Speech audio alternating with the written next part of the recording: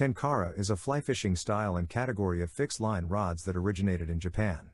These fly rods do not have reels and the line is attached to the tip of the rod. The rods are typically 9 to 13 feet long and mostly use lines around 10 to 18 feet long. This provides an effective range up to 16 to 24 feet for your casts. When fishing small mountain streams, it is often rare to need a longer cast. This angling system is not limiting in very many ways. Actually, it is much more liberating on the water than one might think.